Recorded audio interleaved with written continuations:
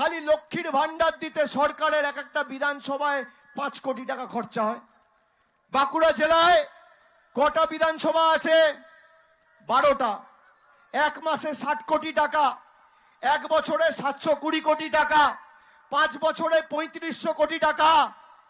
আপনারা আশানুরূপ প্রত্যাশিত ফল দেননি তৃণমূলকে, কিন্তু তাও তৃণমূল কংগ্রেস 5 বছরে 3,500 কোটি টাকা খরচা করে লক্ষ্মীর ভান্ডার দিয়েছে।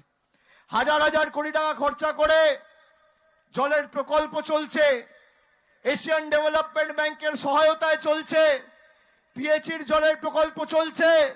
আর এখানে যেখানে জলের সমস্যা আছে, আমি ইতিমধ্যেই কথা বলে, যেহেতু এটা শুকনো ড্রাই এরিয়া, সব জায়গায় মাটির নিচে সহজে খুঁড়লে জল পাওয়া যায় না, যেখানে যেখানে সম্ভব আমি 150টা টিউবওয়েলের ইমিডিয়েট কাজ শুরু করার জন্য জনস্বাস্থ্য কারিগরি দপ্তরের মন্ত্রীকে অনুরোধ করে এসেছি, এবং যেখানে ট্যাঙ্কার দিয়ে পানীয় জলের ব্যবস্থা করা যায় ইমিডিয়েট 1 মাসের মধ্যে সেই কাজও করতে বলে দেওয়া হয়েছে।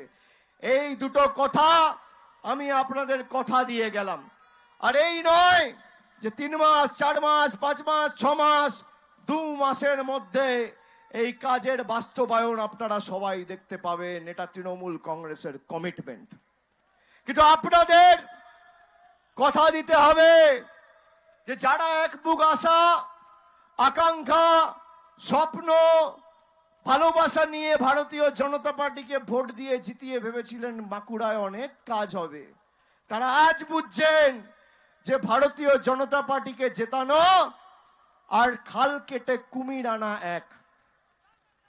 ফলো করুন টাইমস নাও খবর।